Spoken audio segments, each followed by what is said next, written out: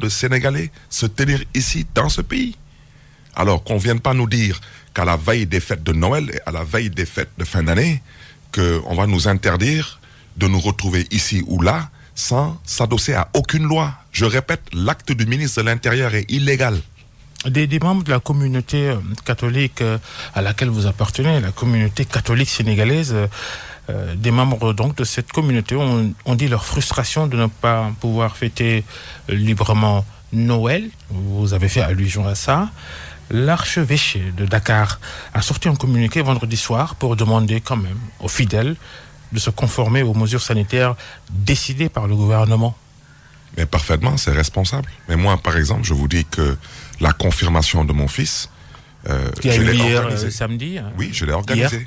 Parce que je considère que l'autorité n'a pas assumé ses responsabilités et je n'ai pas à me soumettre à une décision d'un autorisé. Je me rassemble chez moi. Parce qu'on ne peut pas me l'interdire. La loi est claire. Pour me l'interdire, il faut s'adosser sur une loi. Il n'y a pas de loi. Cet arrêté n'a aucune valeur juridique ou administrative. Elle ne peut pas s'étendre. Vous ne respectez pas la consigne de l'Église, Barthélémy Diaz? Non, l'Église, c'est par rapport à l'Église. Mais bon, vous savez, comme je ne suis pas un grand... comment dirais-je encore une grande personne qui fréquente l'Église, donc je considère que je suis pas trop concerné par ça. Ça c'est plus peut-être pour mes mamans et mes papas. Moi, vous savez, je vais à l'église occasionnellement, mais je pense pas que l'archevêché de Dakar ait eu à parler de rassemblement dans nos domiciles. Il a dit il faut respecter les mesures barrières quand mais bien sûr, je suis d'accord. Je suis d'accord que si le ministère de l'Intérieur avait invité au respect des mesures barrières, si le ministère de l'Intérieur avait pris des mesures pour que le port du masque soit obligatoire dans les transports publics, les lieux publics, etc., je suis d'accord. Mais quand le ministère de l'Intérieur outrepasse ses prérogatives, je rappelle que le ministère de l'Intérieur, ce n'est pas l'Assemblée nationale. Il faut savoir raison garder. D'accord? Alors maintenant, je répète et je confirme, quand on n'est pas autorité et on veut se comporter comme un autorisé, ça donne ce type de résultat. Le ministre de l'Intérieur n'a pas le pouvoir constitutionnel de prendre des décisions de cette nature. Des décisions de cette nature doivent être adossées à une loi. On n'est pas en couvre-feu, on n'est pas en état d'urgence. Comment évaluez-vous de façon générale la gestion de cette crise sanitaire du coronavirus par le gouvernement sénégalais? Écoutez, moi je rends d'abord grâce à Dieu. Parce que je considère que dans le cas du Sénégal, en partie, c'est d'abord, ça relève du divin. Parce que c'est incompréhensible, nous n'avons pas d'infrastructure sanitaire digne de ce nom, nous n'avons pas de matériel en quantité, en qualité, mais nous avons effectivement des médecins de qualité. Et je pense qu'il faut rendre grâce à Dieu. Ceci aussi étant dit, le gouvernement aussi doit être félicité par rapport aux efforts qu'il a eu à fournir, surtout à travers le ministère de la Santé, et saluer aussi les Sénégalais et leur esprit de responsabilité. Parce que tout de même, vu la précarité dans laquelle se trouve ce peuple, vu les difficultés que vit ce peuple au quotidien, ce peuple tout de même a fait un tant soit peu des efforts pour être en phase avec le combat. Et un masque, je donne un simple exemple, un masque a un coût. Mais il a un coût et vous voyez tous les Sénégalais avec des masques, même si, bon, c'est pas trop évident, parce que, bon, le masque, on n'est pas supposé en tant qu'être humain vivre avec un masque. Mais les Sénégalais, je pense, ont fait beaucoup d'efforts. Beaucoup d'efforts. Et il faut saluer le peuple entier et surtout inviter le gouvernement à revoir sa posture en termes de communication. Parce que dans des cas comme ça, il faut assumer ses responsabilités. On ne peut pas avoir des décisions pour un groupe de Sénégalais et avoir des décisions pour un autre groupe de Sénégalais. C'est totalement inadmissible. Vous avez été député à l'Assemblée nationale touchée par cette maladie avec un décès, la députée Marie-Louise Diouf, d'autres parlementaires également contaminés. Et malgré tout, les séances plénières de la session pour l'examen du projet de budget du Sénégal pour 2021 se sont poursuivies. Ne fallait-il pas suspendre ces travaux à l'Assemblée nationale, au Parlement? Écoutez, il faudrait bien qu'il y ait des gens pour voter le budget. Et pour voter le budget, il faut être en mesure de pouvoir débattre sur le budget. Ceci étant dit, vous me permettrez d'abord de présenter mes sincères condoléances à la famille de l'honorable député qui nous a quittés récemment, présenter mes condoléances à l'Assemblée nationale et souhaiter un prompt rétablissement à nos honorables députés qui sont atteints par le Covid-19. Mais un État, ça doit fonctionner. Donc je pense qu'aujourd'hui, c'est comme si je vous répondais en vous posant la question, il y a du personnel sanitaire qui a été atteint, touché. Est-ce qu'il ne faudrait pas fermer les hôpitaux? Il faudrait bien qu'il y ait des gens dans les hôpitaux pour soigner les malades. Donc je pense que des mesures effectivement peuvent être prises. Ils peuvent essayer de voir comment les groupes peuvent se consulter par Internet et éventuellement que ces groupes soient symboliquement représentés dans l'hémicycle en plénière pour pouvoir... si possible bien sûr, débattre sur le budget et voter éventuellement le budget sans trop de débat, parce que tout le monde sait que le rôle de la majorité mécanique, c'est...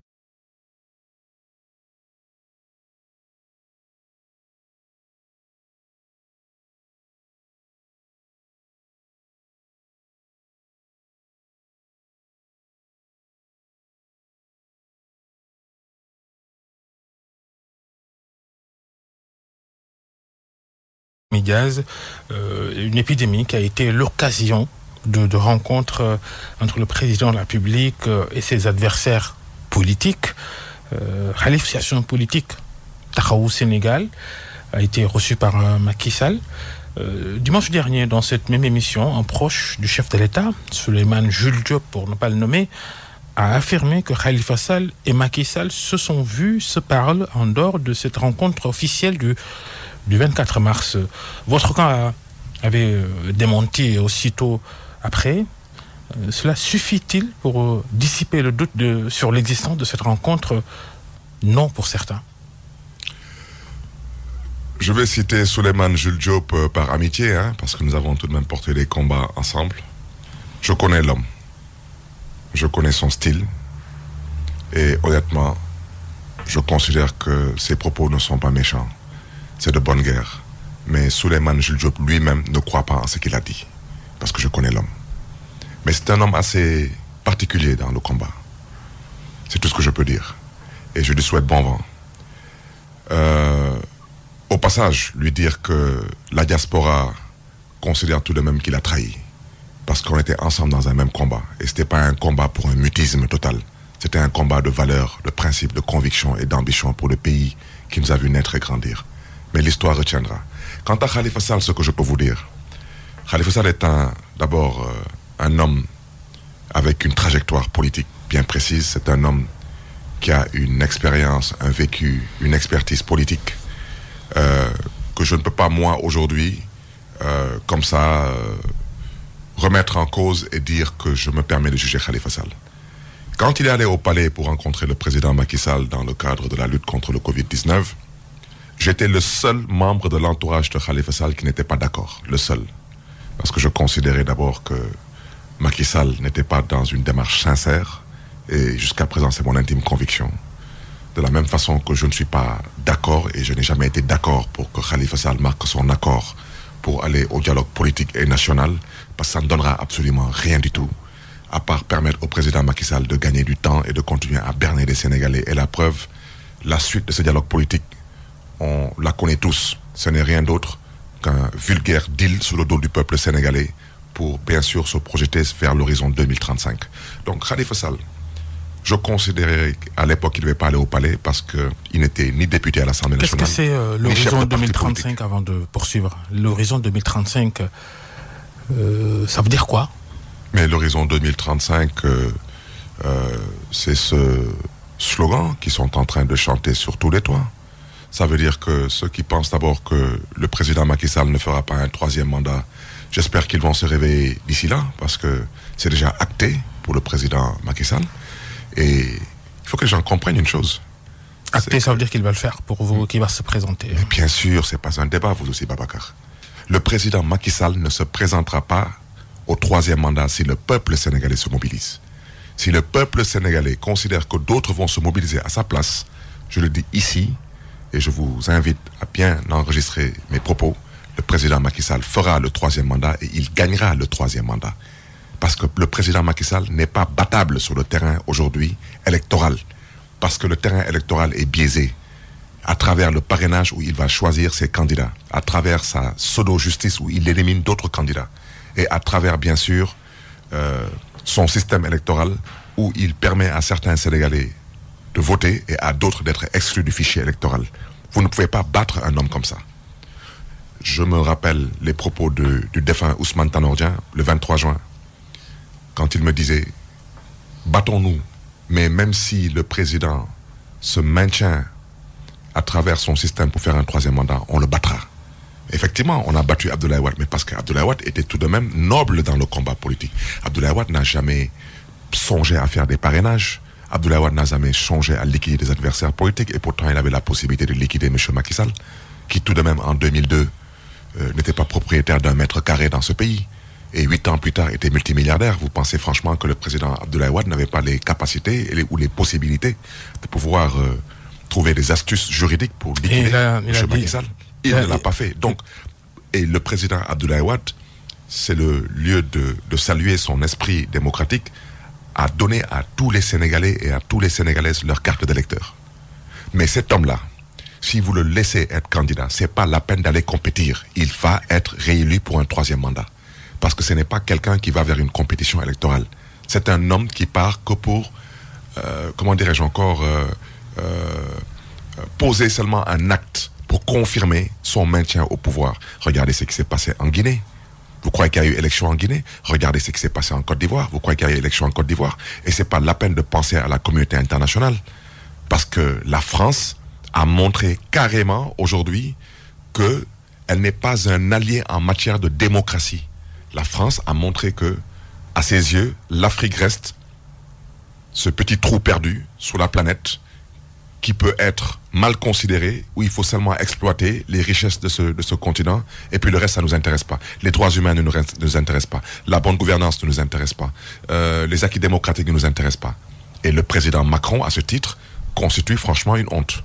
Et on aurait espéré qu'il aurait pu être un meilleur président. Vous pensez que la France, elle va parrainer une troisième candidature de Macky Sall à la présidentielle en 2024? La France, elle parraine le pétrole, le gaz, l'autoroute à péage, ses intérêts. La France, excusez-moi l'expression, ben elle s'en fout de toi et de moi, Babacar, et de nous. Excusez-moi l'expression, c'est ça la vérité. Et je veux qu'ils m'entendent. Parce qu'il faut qu'ils comprennent aussi qu'il y a une génération qui viendra. Et cette génération, elle sonnera à la fin de la récréation. On est tout de même au XXIe siècle. Il faut que la France se réveille. L'esclavage, c'est fini. La colonisation, c'est fini. La posture de la France, elle est honteuse. Honteuse en Côte d'Ivoire, honteuse en Guinée. Mais honte à la France. Et honte au président Macron. Nous méritons mieux que ça de la France. Sans nous, il n'y aurait pas de drapeau français. Sans nous, il n'y aurait pas la Marseillaise. Aujourd'hui, tout de même, n'insultez pas notre intelligence. Il n'y a pas eu d'élection en Guinée. Il n'y a pas eu d'élection en Côte d'Ivoire. Et vous ne comptez pas non plus dire au président Macky Sall d'organiser des élections au Sénégal. La même France, la même Union européenne, quand ils n'ont plus voulu de coup d'État en Afrique, ils ont été clairs.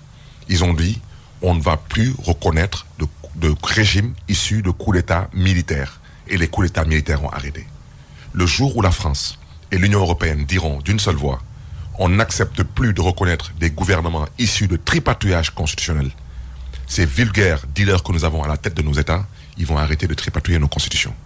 Mais à quoi bon se battre si vous vous avouez déjà vaincu par un Macky Sall, selon vos certitudes, qui va se représenter, et pour reprendre vos propos, qu'il va gagner s'il se représente pour obtenir un troisième mandat? À quoi bon se battre alors, Barthélémy Diaz, quand on est dans l'opposition, comme vous et les autres? Babacar, ça fait aujourd'hui presque 3 semaines que je suis sur le terrain politique. Je marche tous les jours dans les rues de Dakar. Je rentre dans les communes, dans les quartiers. Et je parle aux Sénégalais, particulièrement aux Dakarois. Et je n'ai qu'un seul discours, c'est mobilisez-vous. Parce que vous n'avez pas de choix. Mobilisez-vous. À quelle fin? Mais il faut que le président Macky Sall comprenne que tout a une fin dans la vie. Son cirque, il a assez duré. Je vous donne un simple exemple. Aujourd'hui, est-ce que vous pensez que c'est normal des appels à manifester s'il se représente? Je demande aux populations de commencer à se préparer. D'abord, dans le cadre des élections locales, Nous exigeons des élections locales. Nous ne demandons pas des élections locales, nous les exigeons. Et ensuite, ces élections locales, je l'ai dit, je l'ai indiqué. J'ai dit que le président Macky Sall, à défaut d'avoir un troisième mandat, parce que si le peuple sénégalais se lève, je vous dis, il ne forcera pas. Il n'est pas fort, il n'est pas courageux, il n'a pas de parti, il n'a pas de coalition. Et il le sait, il en est conscient. Ah si, quand même. Non, vous savez, il y a une différence entre une coalition de leaders politiques à la tête de dynamiques politiques. La logique de l'addition, déjà son propre capital, le ralliement de Idriss Seck, deuxième de la dernière présidentielle. Et il y a une différence. Avec près d'1 million de voix. Et il y a une différence entre des dealers qui se réunissent et qui veulent escroquer l'intelligence des Sénégalais. Dealer Idriss Seck aussi, pour vous? Non, que vous aviez déjà soupçonné depuis trop longtemps de... Permettez-moi de ne pas citer certains noms, parce que vous savez, je considère que faut citer des gens par respect. Vous l'aviez pointé déjà. La grande partie de l'opinion ignorait que les deux hommes se parlaient. Vous, à l'époque, vous aviez dit que quand votre sein, parce que Idriss Seck était dans l'opposition, quand votre sein, il y en a qui parlent au chef de l'État. La Légion était claire. Je vous ai dit en 2019, au sortir de la présidentielle, je vous ai dit, ils sont en train de dealer. J'ai pas le temps, moi, de raconter des bobards. Et moi, les dealers, je préfère m'éloigner des dealers. Je suis pas un dealer. Je suis désolé. Donc, je préfère m'éloigner de ces dealers. Nous n'avons rien à nous dire. Mais aujourd'hui, vous savez, je sais, les Sénégalais savent que il n'y a pas 85% de l'électorat avec le président Macky Sall. Mais si c'était le cas... Il a dit vendredi. Mais je vous pose la question. Qu'avec son alliance avec Idriss Seck, il est à 85% ils de l'électorat. Ils n'ont pas d'alliance, ils ont un deal. Ce sont des dealers. Comment comprenez-vous d'ailleurs dans cette addition déclamée par Macky Sall, à quelle fin, puisque pour beaucoup, ou pour certains, il est à son dernier mandat. Pourquoi, selon vous, il veut engranger des additions de suffrages comme ça? Il faudra lui poser la question. Ça vous conforte dans votre idée qu'il veut se maintenir au pouvoir? C'est le troisième mandat. C'est le troisième mandat. Moi, je vous dis, je parle aux Sénégalais. Je ne parle pas à ses partisans. Je parle aux Sénégalais. Réveillez-vous. Et je vais vous expliquer pourquoi vous devez vous réveiller.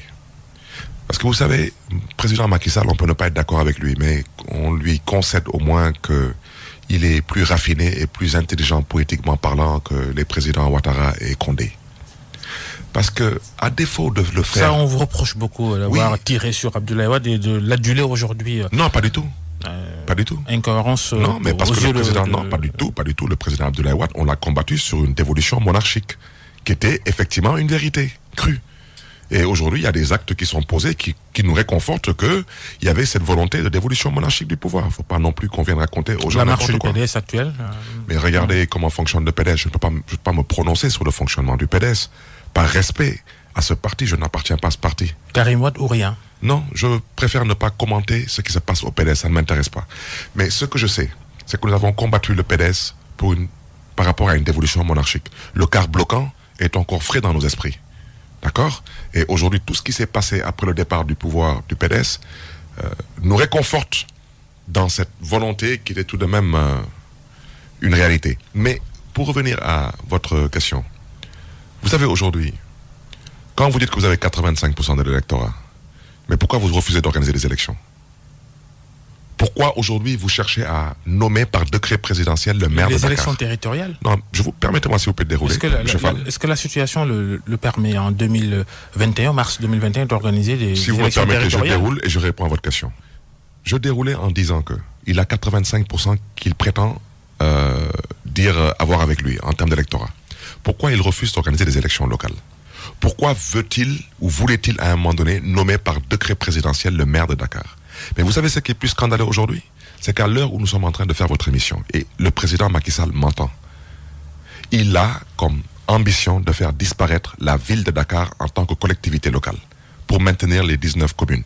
Parce qu'il sait qu'il n'a aucune chance, même avec la fraude, de gagner la ville de Dakar. Alors, quand vous avez 85% de l'électorat... Il a gagné Dakar à la dernière présidentielle. Non, mais avec quel fichier? Je vous explique rapidement. Vous savez, quand on dit qu'on va auditer le fichier, ça me fait rire. Et des fois, je regarde tous ceux qui ont participé au dialogue politique, je me dis, est-ce que ces gens, un temps soit peu, ils sont où sur la planète Terre avec moi, ou ils sont sur une autre planète?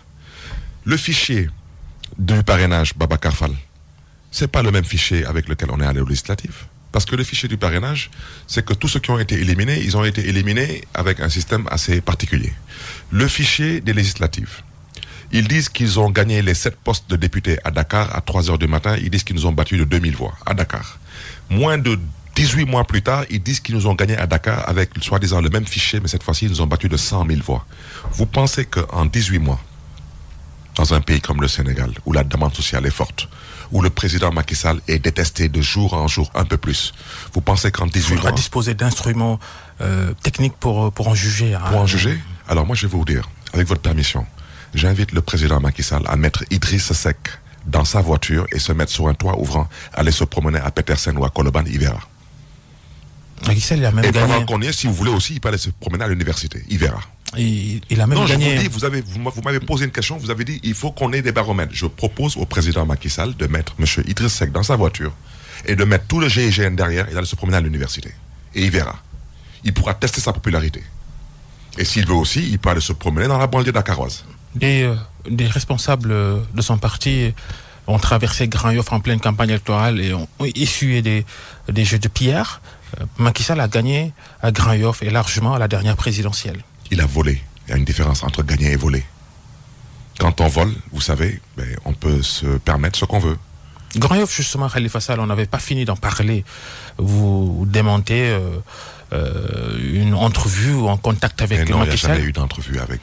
Est-ce que Khalifa Sall, il vous rend compte de toutes ces activités, de toutes ces communications avec des hommes politiques est-ce que vous êtes au courant de tout, Barthélémy Diaz? Je suis au courant. Quel que soit... je suis au courant de l'essentiel. Ah, oui. Parce que tout de même, Khalifa Sall est un père de famille, est un homme politique, et bien sûr, Khalifa Sall est transversal. Donc je ne suis pas supposé connaître toute sa vie, mais je suis au courant de l'essentiel. Et faites-moi confiance sur l'essentiel. Khalifa Sall est à cheval sur les convictions, sur des ambitions et sur des principes et des valeurs. Je vous rappelle au passage que j'ai fait 6 mois de prison avec Khalifa Sall. Et j'ai vu aussi des choses en prison. Parce que Rebeuss, s'il y a un endroit que je connais et que je maîtrise, c'est bien Rebeuss. Et les 6 mois que j'ai passés en prison, que ce soit des chefs religieux ou même des hommes du pouvoir qui sont passés ou qui ont envoyé des messagers, j'en connais assez. Pour ne pas dire j'en connais trop. Et Khalifa Sall est toujours resté sur ses principes. Et permettez-moi s'il vous plaît, je répète, Khalifa Sall, il a été expulsé de la prison de Rebeuss pour avoir dit non. Et avant d'être mis à Rebeuss, il avait dit non. Et je vous ai dit, c'est parce que peut-être il a choisi de ne pas parler. Mais on n'avait pas proposé à Khalifa Sall d'être ministre ou ministre d'État ou président du Haut Conseil, non. Il n'y a que Khalifa Sall pour dire non à ce qu'on lui a proposé. Et ce nom-là l'a conduit en prison et le même nom l'a expulsé de la prison. Est-ce que vous ne devriez pas être un peu plus prudent? Certains de vos camarades, comme Babacar Tchoiba, parmi les plus proches de Khalifa Sall, il a reconnu vendredi soir sur TFM qu'au moins des médiations sont menées pour rapprocher les deux hommes, Macky Sall et Khalifa Sall. On a cité par exemple le nom de Soham Wardini, l'actuel maire de Dakar. Est-ce que vous confirmez? Ces propos n'engagent que celui qui les a tenus. Moi, il m'engage. Est-ce que vous confirmez que Soham Wardini fait partie des médiateurs? Je reviens à ce que j'ai déjà dit. Vous savez, nous sommes des Sénégalais. Au Sénégal, c'est un pays de médiation. C'est tout à fait normal que des gens puissent se retrouver. Vous savez, je vous donne un simple exemple. Prenez mon cas. Moi qui vous parle, j'ai eu à être à l'origine d'une médiation entre Ousmane Sonko et mon ami Bougane Gueye Dany. Je considère... C'est un thème dans l'émission. On y reviendra pas. Je veux répondre avec... parce que, vous savez, quand je parle aux Sénégalais, j'aimerais être logique avec moi-même. Aujourd'hui, mon ami Ousmane Sonko a été à l'origine d'une médiation entre moi et Maître Diop. Le khalife général des Mourides a été à l'origine d'une médiation entre le président Macky Sall et Abdoulaye Wade. Et je rappelle tout de même que le président Macky Sall a mis le fils d'Abdoulaye Wade en prison pendant 3 ans. C'est pas n'importe quoi. Je rappelle aussi au passage que tout de même, même si ce n'était pas une médiation, M. Khalifa Sall a accepté d'aller au palais à la rencontre du président Macky Sall dans la lutte contre le Covid-19. Donc nous sommes un pays de médiation, nous sommes un pays de dialogue. Donc si Soham Wardini est présentement en train de d'évoluer dans ce sens, elle est à encourager. Mais moi, je vais vous dire une chose. Moi, je ne cherche pas à me rapprocher de dealers. Je ne cherche pas à me rapprocher de personnes qui veulent mettre le pays à feu et à sang dans le cadre d'un 3e mandat. Ça, je ne rentre pas dans ça.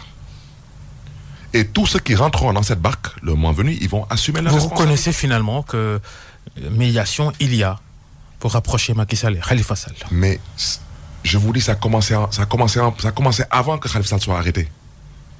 Je peux citer des gens ici.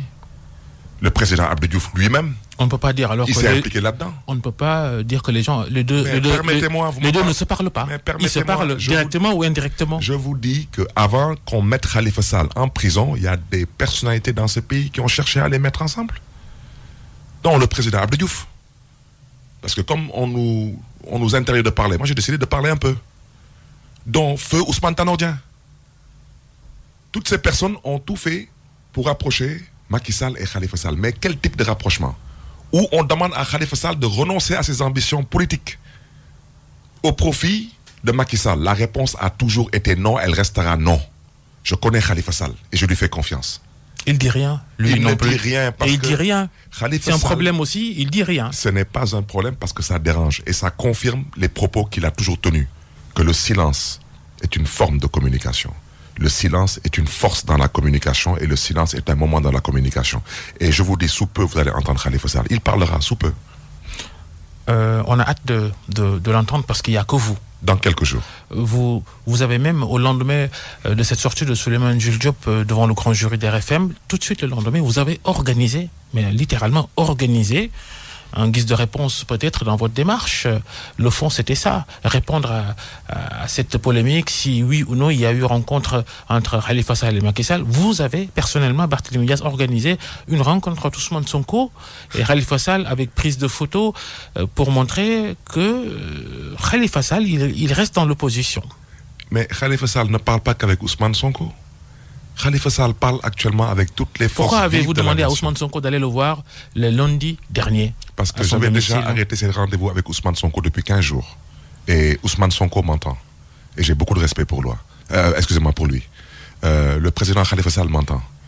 Et il sait que c'est pas quelque chose qui avait été préparé. Vous savez, nous ne sommes pas des dealers. Nous sommes des hommes politiques et nous posons nos actes.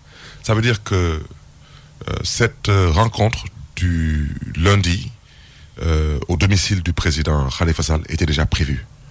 Et c'est moi-même, effectivement, qui ai sollicité cette entrevue parce que je considère que Ousmane Sonko et moi, nous sommes de la même génération. Par exemple, je ne vais pas solliciter la même entrevue entre Khalifa Sall et Abdoul Mbaye. Ils se connaissent déjà. Et je peux vous dire qu'ils sont déjà vus aussi. Peut-être moins médiatisés. Ousmane Sonko est l'antisystème et vous êtes du système. Vous savez, dénonce. Ça, ce sont des slogans. L'antisystème, il faut qu'on se comprenne. Sans conviction alors. Non, attendez, il faut qu'on se comprenne. Le PS a perdu le pouvoir en quelle année? En 2000, je n'étais même pas encore au PS, je n'étais même pas encore en politique. Alors quand vous me dites que je suis le système, vous me faites rire. Moi, je n'ai connu que l'opposition dans ma vie. Je ne connais pas autre chose.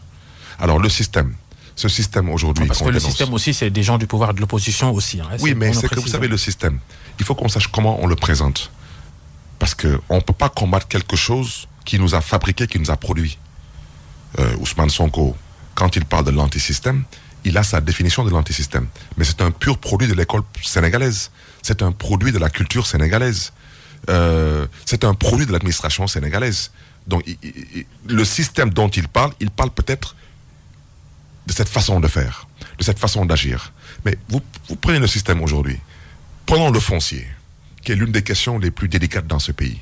Mais c'est un problème du système. Pourquoi il y a une certaine catégorie de Sénégalais qui peuvent s'accaparer de toutes les terres de ce pays au détriment d'autres Sénégalais qui n'ont même pas le droit d'avoir 1 mètre carré. Et tout le monde sait que l'État du Sénégal n'a pas le droit de vendre son foncier. Et tout le monde sait qu'en CCOD, en commission de contrôle des opérations domaniales, tout le monde sait que c'est à la limite un regroupement de copains et de coquins qui s'amusent avec le foncier du peuple sénégalais. Ça, par exemple, c'est un problème du système. C'est pour cela que vous n'êtes pas irréprochable dans votre réconciliation voulue par Ousmane Sonko entre vous et Moussa Diop, l'ancien directeur général. Je suis très cohérent avec moi-même. Je poursuis. Moussa Diop, l'ancien directeur général de Dakar Dem Dik qui avait porté plainte contre vous, qu'il a retiré après cette réconciliation organisée par Ousmane Sonko, parrainée par Ousmane Sonko, et sur le dos de la vérité. Parce que vous aviez dénoncé la cession d'une partie du patrimoine foncier de la société de Dakar Dem Dik à l'Alliance pour la République qui a érigé un siège sur le site. Et je maintiens les propos. Vous aviez dénoncé la transaction parce que ça se trouve sur votre territoire, la commune d'Amermont-Sacré-Cœur. Je maintiens mes propos. Vous aviez traité de tout le nom d'oiseau Moussa Diop. Que j'ai retiré. Non, que j'ai retiré parce que j'ai jamais une réconciliation. On ne saura pas la vérité. Vous le considérez toujours comme un brigand qui a cédé cette partie du siège de Dakar Dem Dik à l'Alliance pour la République, le parti au pouvoir. Dites-nous aujourd'hui, Barthélémy Dias, si vous estimez que Moussa Diop a été fautif dans cette transaction. Je répète, je confirme, je persiste et je signe. L'assiette foncière qui abrite aujourd'hui le siège de l'APR a été de la façon la plus illégale mise à la disposition de l'APR. Je persiste, confirme et signe. Et Moussa Diop est fautif ou pas? Mais toutes les personnes qui ont agi dans ce cadre sont fautifs. Et j'ai dénoncé un conflit d'intérêts. Et le conflit d'intérêts, il faut qu'on se comprenne, c'est pas Moussa Diop. Moussa Diop n'est pas le pouvoir, Moussa Diop n'est pas l'État. Ça, vous changez votre discours. Non, s'il vous plaît, Babacar, vous me connaissez. Je vous respecte, je respecte vos téléspectateurs, vos auditeurs. La personne que je visais, c'était le président Macky Sall. Monsieur Moussa Diop s'est retrouvé dans cette discussion parce qu'il ne faut pas non plus perdre de vue qu'on parlait du littoral. Et c'est dans ce débat que j'ai dit que même dans ma commune, voici ce qui s'est passé. Mais moi, en portant plainte, mais la personne que je vise, elle est protégée par une immunité. Mais monsieur Moussa Diop, il n'est pas le conseil d'administration de Dakar Dem Dik. Monsieur Moussa Diop, ce n'est pas lui qui était à... Moussa Diop n'a tout de même que je sache, à moins que quelque chose m'ait échappé. Il n'a pas le pouvoir de mobiliser la gendarmerie pendant combien de mois pour construire un siège la nuit. Il n'en a pas le pouvoir. Donc aujourd'hui, quelqu'un considère qu'on doit se réconcilier. On s'est réconcilié. Je pose une question. Est-ce que vous pensez, vous, de votre humble point de vue, que cette réconciliation a un impact sur le quotidien des Sénégalais? Moi, je ne gère pas aujourd'hui une situation où j'ai un impact direct sur le quotidien des Sénégalais. Que je sache, Moussa Diop est démis de toutes ses fonctions. Quand on veut nous comparer avec un homme qui est au pouvoir et quelqu'un qui était supposé être le chef de l'opposition, se retrouver et décider ensemble de passer pour perte et profit tous les problèmes des Sénégalais parce qu'ils se fixent un horizon 2035. C'est un deal. On n'est pas un deal.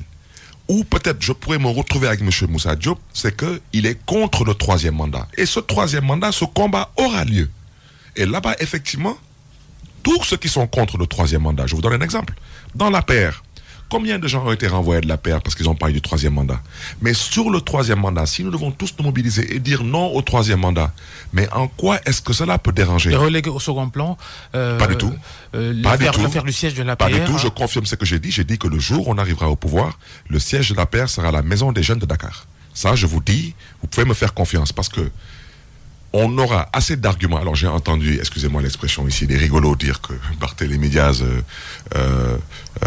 cherchait cette médiation parce qu'il ne voulait pas être condamné. Je ne peux pas être condamné dans un dossier où le foncier qui a été vendu n'est pas au nom de Dakar Dem Dik, il est au nom de l'État du Sénégal. L'État des droits réels. Sur l'assiette foncière, c'est écrit État du Sénégal et ce n'est pas l'État qui l'a vendu. Donc personne ne pouvait me condamner sur ça. Et ensuite, quel que soit l'argumentaire juridique qui pourrait être la motivation du camp adverse, le conflit d'intérêts fait tomber tout. C'est comme quand vous prenez le ministre de l'Environnement, qui vous dit, oui, j'ai une ferme, j'ai le droit d'aller prendre des oryx. C'est pas que vous avez le droit ou vous n'avez pas le droit. Vous n'en avez pas le droit parce que vous êtes le ministre de tutelle. Ça s'appelle un conflit d'intérêts. Donc, quel que soit ce que vous pouvez justifier après, toute la procédure tombe à l'eau. Et aujourd'hui, je reviens à ce que j'ai dit.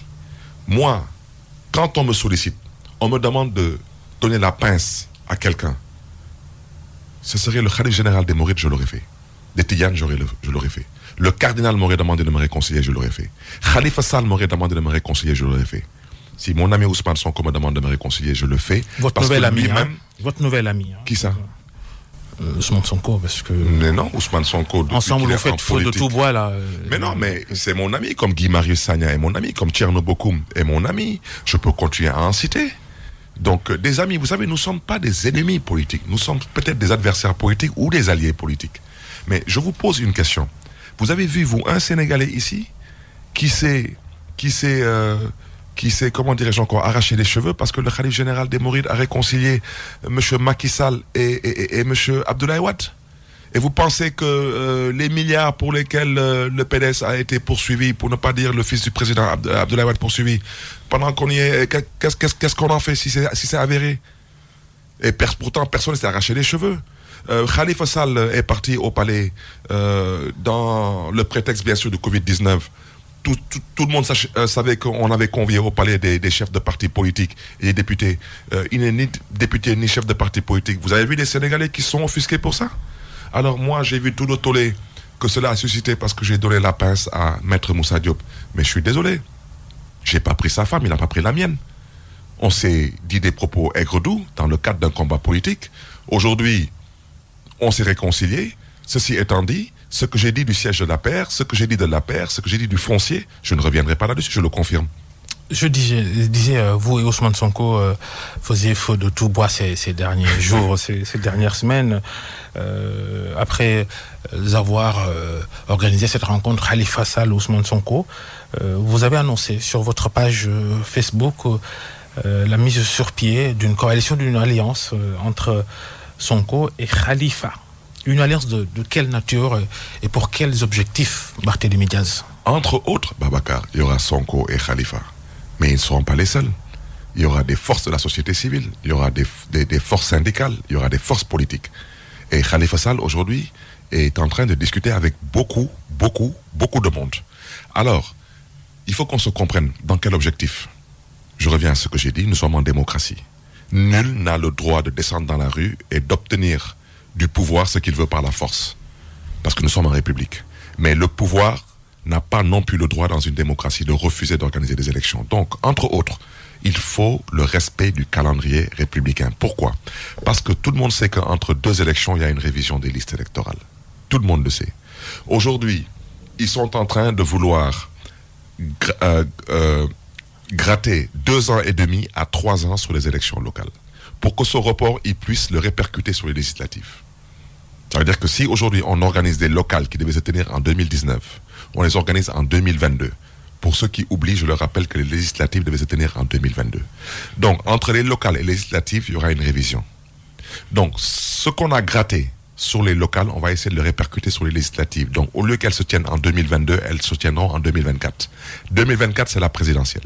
Donc, la présidentielle, elle aussi, on grignote aussi pour qu'elle parte en 2027, voire 2028. Donc, on obtient un demi-troisième mandat sans en donner l'impression. Et ça, c'est antidémocratique. Donc, il faut le respect du calendrier républicain. Entre autres. Parce que il ne faut pas que les Sénégalais disent que les hommes politiques, ils ne parlent que d'élections. Parce que pourquoi on parle de pétrole, qu'on parle de gaz, qu'on parle de changement durable par rapport aux politiques sectorielles, il faut d'abord que le jeu démocratique puisse respirer. On ne peut pas accepter aujourd'hui, en prétextant que c'est l'opposition. Quelle opposition? L'opposition des dealers. C'est cette opposition qui a exigé, entre autres, l'audit du fichier électoral. Et jusqu'à présent, on n'a pas dit on audite quel fichier. Mais cet audit du fichier ne peut pas être une excuse pour refuser d'organiser des élections. Ça ne peut pas être une excuse, Babacar. Babacar, est-ce que vous imaginez qu'en France, en pleine crise du Covid, mais on a organisé des élections locales, le maire de Paris a été réélu en pleine crise du Covid. Faut qu'on arrête de nous parler du fichier. Le Covid, il est plus critique, il est plus effroyable que le fichier. Le fichier, si vraiment on voulait être sincère et sérieux, vous avez déjà entendu parler de fichier électoral en France, aux États-Unis? Vous en avez entendu parler? Jamais.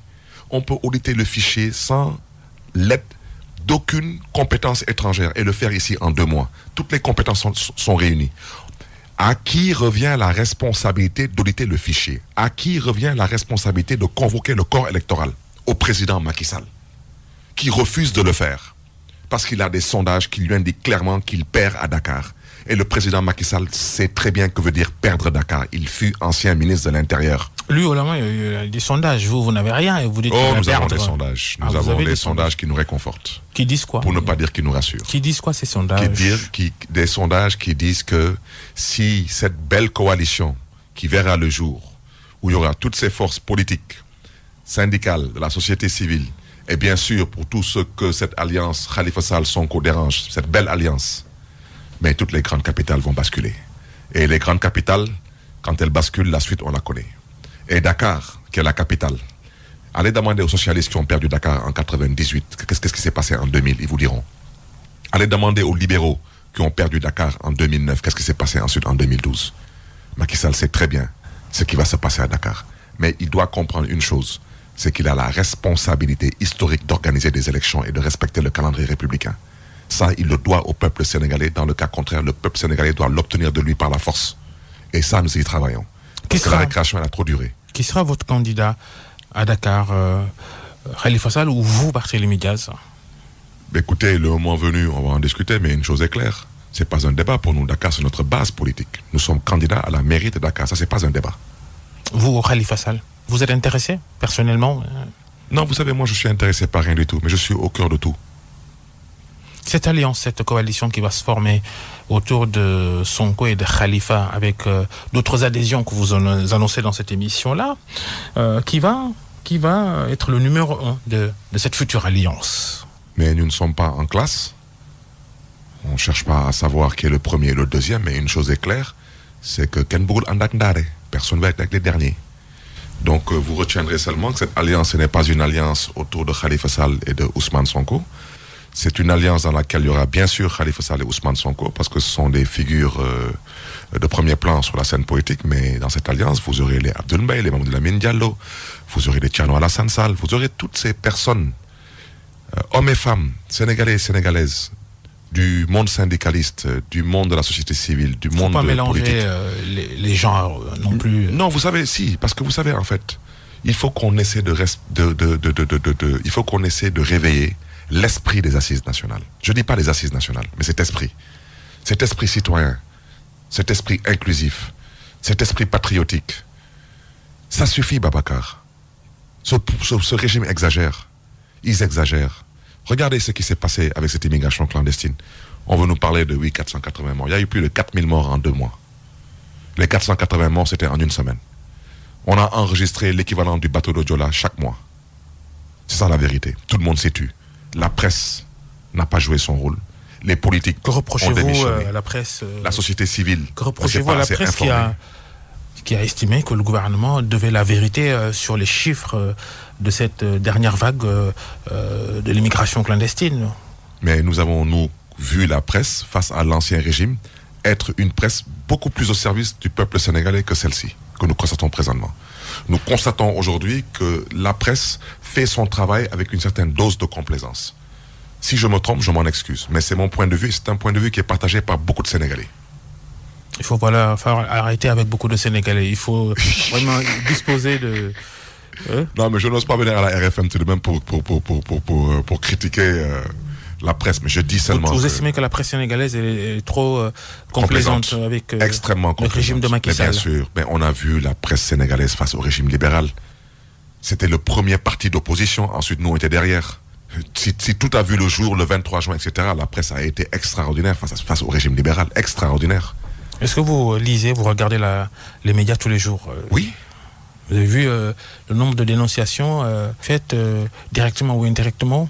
Non, mais bien sûr. Aujourd'hui... Êtes-vous juste avec la presse sénégalaise dans vos déclarations? Je dis seulement qu'il y a un peu de complaisance. J'ai dit que je peux me tromper, mais c'est partagé par beaucoup de Sénégalais. Beaucoup de Sénégalais considèrent que ce régime... on est assez complaisant. Il n'y a pas que la presse. Il n'y a pas que la presse. L'opposition sénégalaise n'est même pas complaisante. Je pense que l'opposition sénégalaise, excusez-moi l'expression, elle est même complice, et j'en fais partie. Quant aux chefs religieux, par respect, on ne peut pas en parler.